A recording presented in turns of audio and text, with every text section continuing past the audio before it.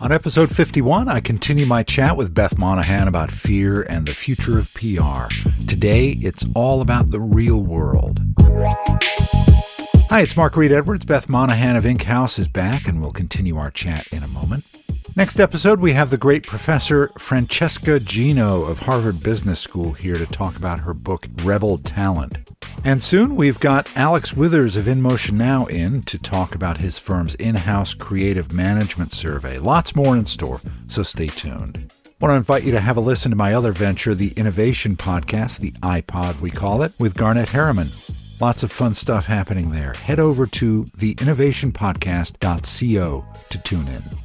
Okay, let's get to part 2 of my chat with Beth Monaghan. Beth and I started our talk about her thoughts on fear and the future of PR last time. This time, we journey into the real world and her thoughts about the power of community, finding common ground, what's happening in PR in the era of fake news and Me Too, and what she sees happening in marketing in the coming months and years. Hope you enjoy the rest of the chat. Let's get to it.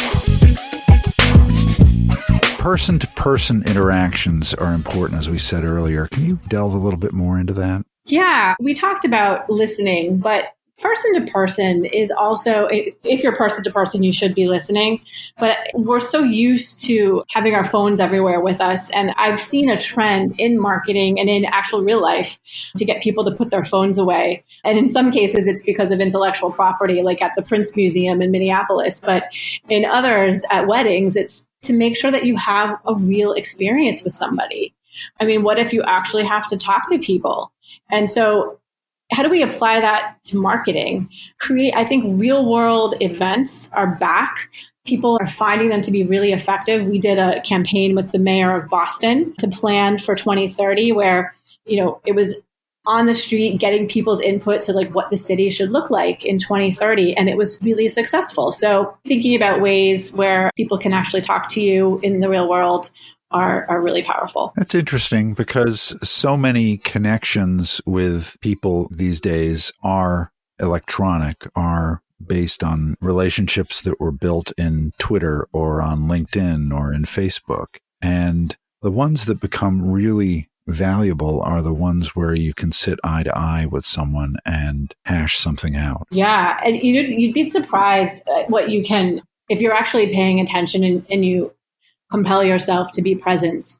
The energy, when you actually look somebody in the eye, you can learn so much about a person or a group of people just by being present in their presence. And I think as marketers, that's our job. It's to understand the people that we're surrounded by and understand how we can connect with them better. Yeah. And the next one kind of is it's the next one. And it makes sense that it's the next one because it's about joining community. Yeah, this could be you open a new office in a new town, or you joined a new group on LinkedIn. I don't care what it is, but everyone wants to take over the world when they're launching a new product or a new company, and nobody likes to be taken over. Yeah. Becoming a productive member of any group is well advised. And I think I would, in this day and age, recommend doing fewer groups where you can have a meaningful engagement over trying to do everything. Do you think that the reason Amazon decided to leave its plans for Long Island City behind was because they didn't join the community? They dictated the terms and said, take it or leave it. That's so interesting. I hadn't thought of that, and that is entirely possible. I mean, it is. People don't, you're right. That's fascinating. People don't like to be taken over. They just don't, especially right now. All right. And the last one is something kind of near and dear to me because one of the things when I started this podcast is I didn't want to be one of these guys preaching about, the right way to do marketing. I wanted to have kind of civil discussions that ended up with, a lesson at the end. And it's teach, don't preach. Tell me about that. Yeah. No one is going to make a decision because you told them to. Not one human. Yeah. And we forget that so often. It's like, well, if I just make my case strongly enough, they will do it. And this applies to marketing. It applies to being a manager, being a parent, being a friend.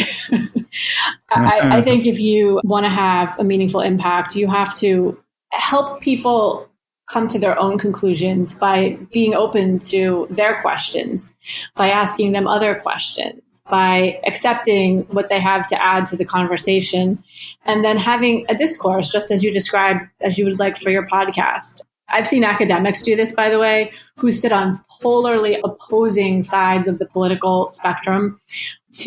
I'm going to forget their names, but last year, two did a joint op-ed where they were calling for civility in this kind of discourse. And I think that being open, and even if you disagree with someone's point of view, allowing them to hold it and being respectful of that is part of teaching and not preaching, and allowing them to make mistakes and not saying, I told you so. We missed number 7, by the way, which is to convene differing points of view, which is kind of tied to this, right? Allowing differing points of view to exist in the same space. And that can be hard to do. And often people ignore it just so there's no conflict. But there are ways to have differing points of view without it kind of devolving into, a shouting match. There's so many. And I don't think American culture is particularly good at it because we like to watch people fight on TV, but there's a respectful way to do it. And I think you get a lot of respect from your audience. Say you have a panel discussion and you invite somebody with the opposite point of view. I mean, what could make for a more provocative discussion than that? I bet everyone would show up. Yeah. And also, it often, when you break down the barriers on something like that, you find people do have things in common. You can find your common ground. Yeah. Yeah. And so anyway, it's a great list of stuff. And I encourage my listeners to go to blog.inkhouse.com and find this and give it a read. Now I want to talk about the world of PR, because PR has kind of been turned on its head probably over the last decade. Yeah. Would you agree? I would. And now we have the added fun that fake news is kind of the coin of the realm. What's running a PR agency like in this world? Well, I mentioned the crises that we did this year, and that has been new this year. PR gets a bad name because people think we spin everything, and that is fake news, right? We always put a good spin on it. And I think a lot about that because it's a good way to lose your credibility. And so in crisis and not in crisis, I think that public relations must be dedicated to the truth. And in some cases right now, we have a media base that is out for blood. And I've seen this with the Me Too movement in particular. Right now, it's kind of trial by press. And my God, we needed that desperately. Women needed it. But there's no litmus test right now for organizations that are earnestly trying to solve this problem and those that are blatantly ignoring it. And so everyone's a villain. And as a communications professional, if you come to me, I'll tell you, you better hope that no Me Too thing comes out in the press because you are screwed. But for us to solve the Me Too problem or any other problem, people need to be able to come forward. And we need to figure that out. And I don't have the answer, but I will say it's a complex world we're living in from a communication standpoint. Emphasize complex in that sentence. Very complex. Yeah. And, I guess the best advice that I have been using lately is authentic, clear communications. I've never been a fan of jargon, but we should just only use words that mean what they say.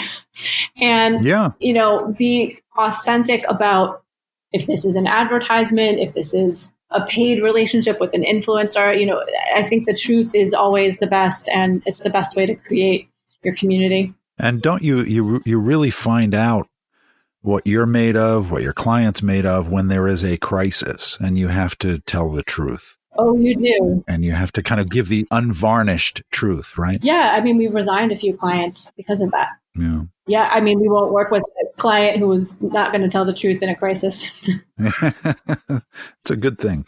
So any trends in marketing that you're looking at in 2019? The big one that we are looking at is integrated. I mentioned earlier the volume of news and the difficulty in getting people's attention.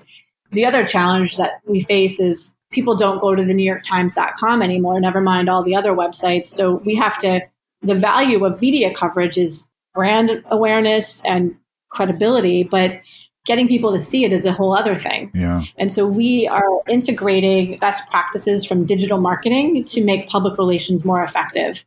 And we have a bunch of strategies for doing that. We've hired a head of integrated last year who's heading that up, but we're seeing really successful outcomes when we pair them together. So that's just looking kind of holistically at the challenge that your client has. Yeah. Rather than saying, well, let's get in touch with, the journalists that cover this.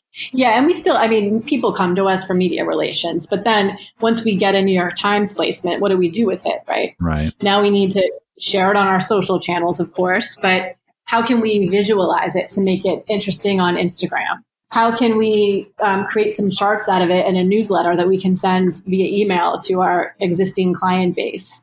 How can we make that go further so that more people see it and interact with it in a way that's compelling to them? Well, Beth, what a wonderful discussion. I really enjoyed this. Thanks for joining me. Yeah, the same here, Mark. Thank you. Thanks to Beth for being here. Next time, Francesca Gino is in the hot seat to talk about rebel talent, so stay with us. This episode of Confessions of a Marketer was written, produced, and edited by yours truly. T. Jordan of A-Class Productions wrote the theme music. Confessions of a Marketer is a trademark of Reed Edwards Global Inc., and this episode is copyright 2019. I'm Mark Reed Edwards. See you next time.